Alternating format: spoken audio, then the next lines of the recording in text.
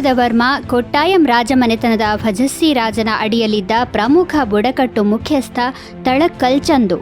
ಅವರು ಬ್ರಿಟಿಷರ ಆಕ್ರಮಣಗಳ ವಿರುದ್ಧ ಘೋರ ಯುದ್ಧಗಳನ್ನು ನಡೆಸಿದ ಕುರುಚಿಯ ಸೈನ್ಯದ ಮುಖ್ಯಸ್ಥರಾಗಿದ್ದರು. ಆದಿವಾಸಿಗಳು ಬ್ರಿಟಿಷರ ಆಳ್ವಿಕೆಯಲ್ಲಿ ಬಹಳ ಕಷ್ಟಗಳನ್ನು ಮತ್ತು ಅವಮಾನಗಳನ್ನು ಅನುಭವಿಸಿದರು ಮತ್ತು ಭಯದಿಂದಲೇ ಬದುಕುತ್ತಿದ್ದರು. ಚಂದು ನೇತೃತ್ವದಲ್ಲಿ ಅವರು ವಯನಾಡಿನ ಬ್ರಿಟಿಷರ ಶಿಬಿರದ ಮೇಲೆ ದಾಳಿ ಮಾಡಿದರು.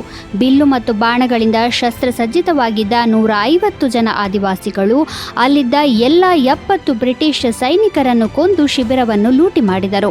ಬ್ರಿಟಿಷರು 1805ರಲ್ಲಿ ಚಂದು ಅವರನ್ನು ವಶಪಡಿಸಿಕೊಂಡರು ಮತ್ತು ಅವರಿಗೆ ಕ್ರೂರವಾಗಿ ಚಿತ್ರಹಿಂಸೆ ನೀಡಿ ಸಾರ್ವಜನಿಕವಾಗಿ ಗಲ್ಲಿಗೇರಿಸಿದರು. ಮಹಾನ್ ಹೋರಾಟಗಾರ ಚಂದು ಅನೇಕ ಆದಿವಾಸಿಗಳನ್ನು ಸ್ವಾತಂತ್ರ್ಯ ಹೋರಾಟದಲ್ಲಿ ಸೇರಲು ಪ್ರೇರೇಪಿಸಿದ್ದರು.